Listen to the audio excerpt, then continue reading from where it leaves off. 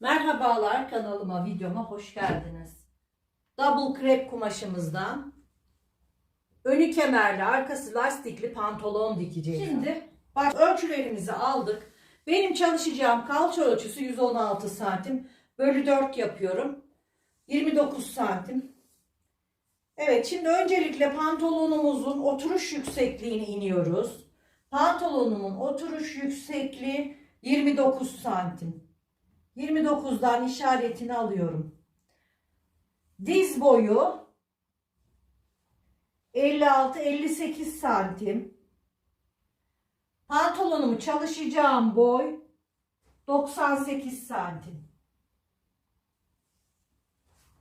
Şimdi bu çizgileri enine uzatıyoruz.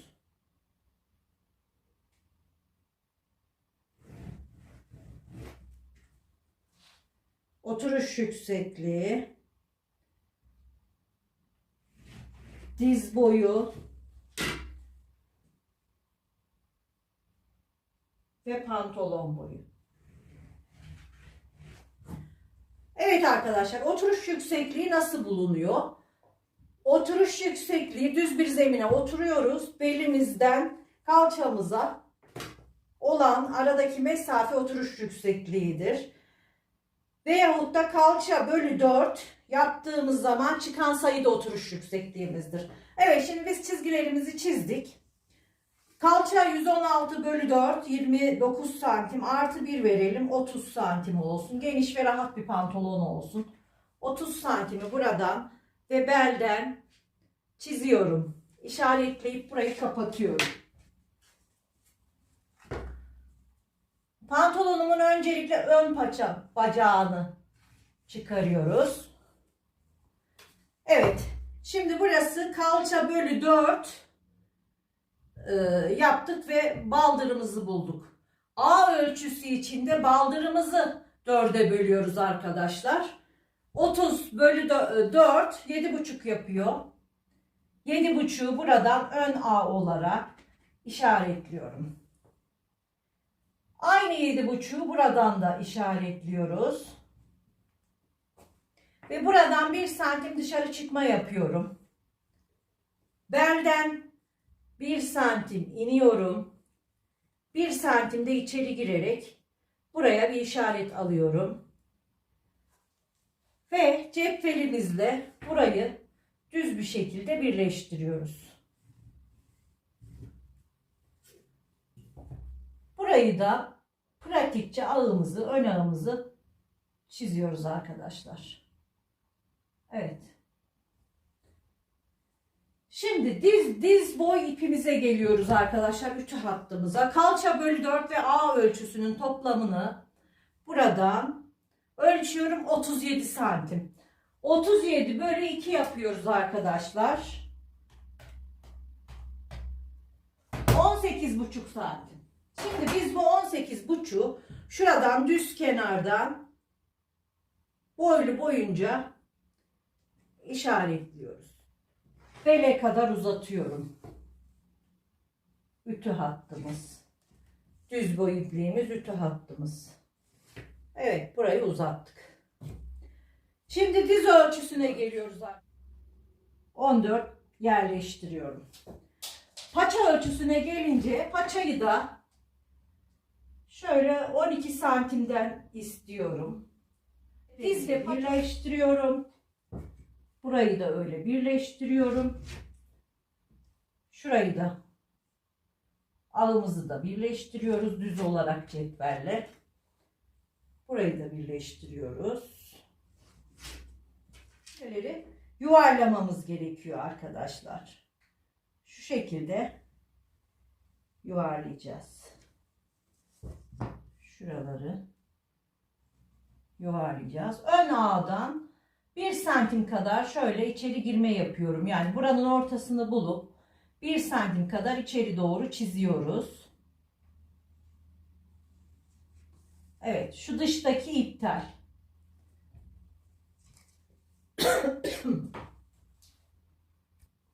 Evet, şimdi belimizi çiziyoruz düştüğümüz yerden. Ön paçamız çıktı arkadaşlar. Burası düz boy ipimiz. ve ütü hattımız. Şimdi pantolonumuzun ön paçasını kesiyoruz. Fakat öncelikle belimizi kesmeyeceğiz. Arkayı keserken bize lazım olacağı için bakın önde hiç dikiş payı vermiyorum. Çizgiden kesiyorum.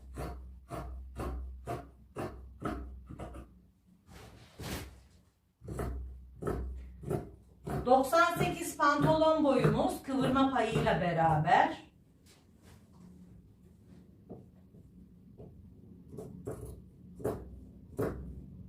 Üstteki düz çizdiğim çizgiden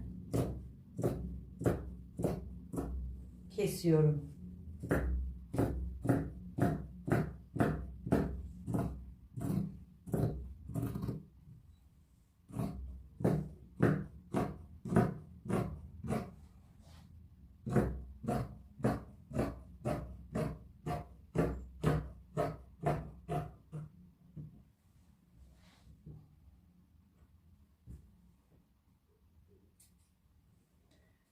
Evet arkadaşlar, gördüğünüz gibi ön pantolonumuz çıktı. Şimdi ön pantolonumuzu kumaşa yerleştirip arkayı kesiyoruz. Evet arkadaşlar, ön pantolonumuzu yerleştirdik. Diz boyu ipliğinden şöyle ölçüyoruz. Her tarafı 23 gelecek şekilde. Ve paçalardan, dizden 2'şer santim ekleme yapıyoruz her yerden.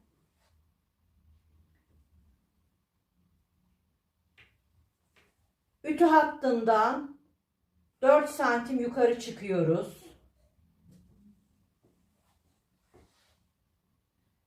Dizden, paçalardan her yerden 2'şer santim çıkıyoruz.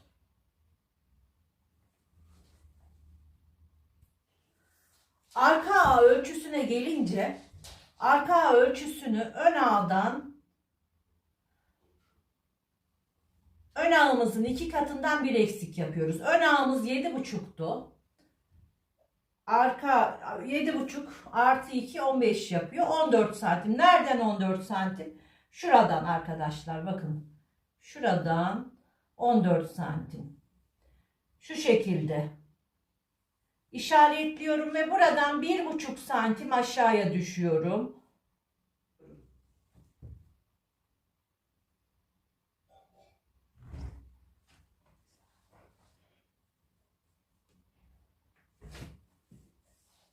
Bakın buraları cetvelimle çiziyorum. Keskin köşeleri.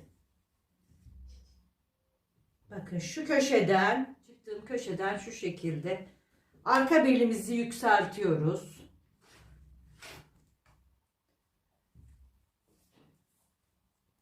Ön belimi ölçüyorum.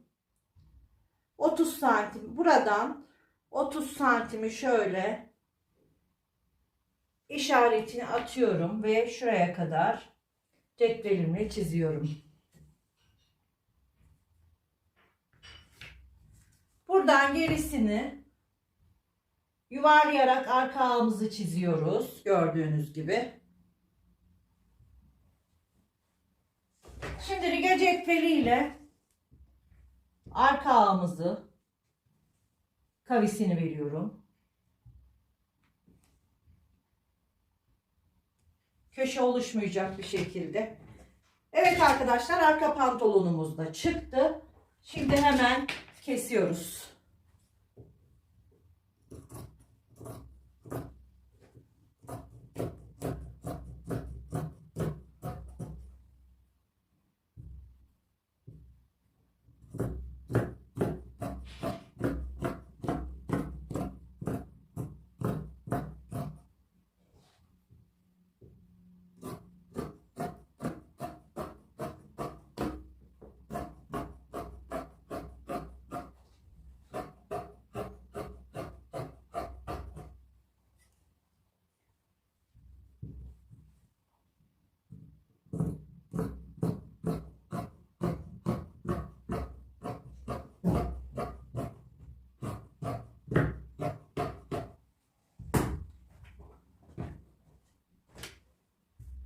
Evet arkadaşlar, ön ve arka kesildi. Şimdi önde belimizi düzeltiyoruz. Şu şekilde. Belimizin eğimini veriyorum. Şimdi arkası lastikli, önü kemerli olacağı için pens yapacağız arkadaşlar. Ön pantolonumu ölçüyorum 30 santim. 3'e bölüyoruz. Pensimiz yana, ortada değil de yana doğru yakın olsun diye. 30 bölü 3 yapıyorum. 10 santim. Yana yakın olan kenardan şöyle 10 santimden, hatta şöyle biraz 12 yapalım. 12 santimden önüme işaret alıyorum. Şöyle cetvelimi yerleştiriyorum. 12 santim aşağıya doğru indiriyorum. Ve 1,5 pens yapıyorum. 3 santimlik toplamda pens yapıyorum.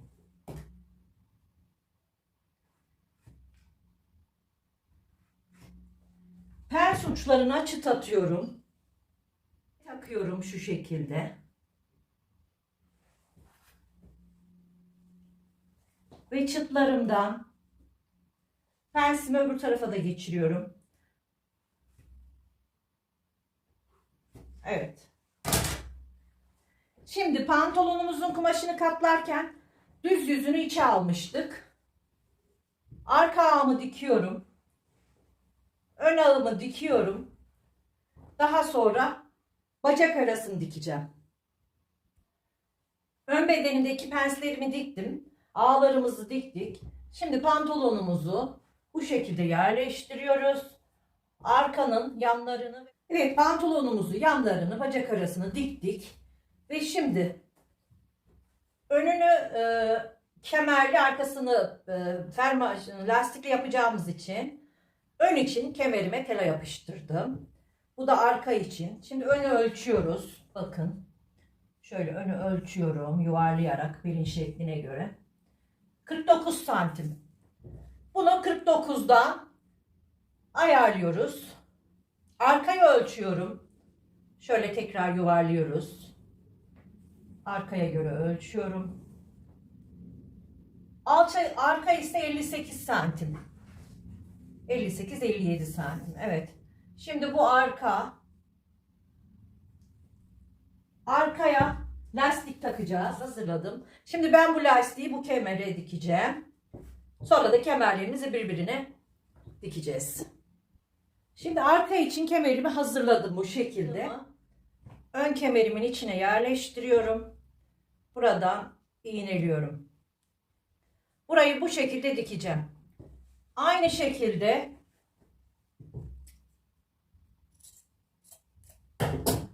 burayı yerleştiriyorum ve burayı da iğneliyorum.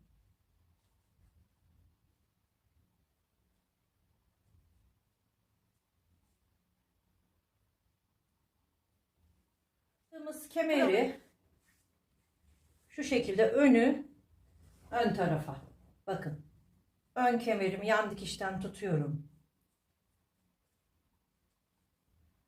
Dikişi dikişe getirerek iğneliyorum.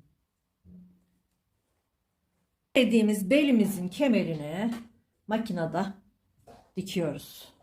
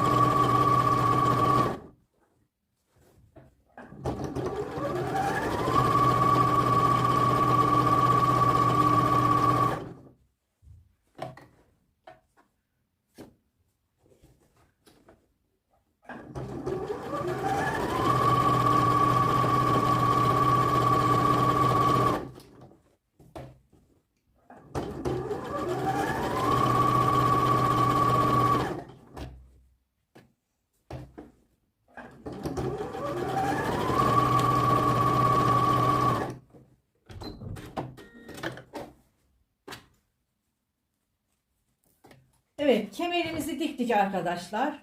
Pantolonumun paçalarını kıvırıp bitmiş haliyle geliyorum. Evet arkadaşlar, pantolonumuzun bitmiş hali gördüğünüz gibi giydim. Önü kemerli, arkası lastikli. Böyle gördüğünüz gibi çok şık, güzel bir pantolon oldu arkadaşlar. Bakın, siz de bu şekilde kendi ölçülerinize göre dikebilirsiniz pantolonunuzu. Beğeni ve yorumları unutmayalım. Hoşça kalın, sağlıkla kalın.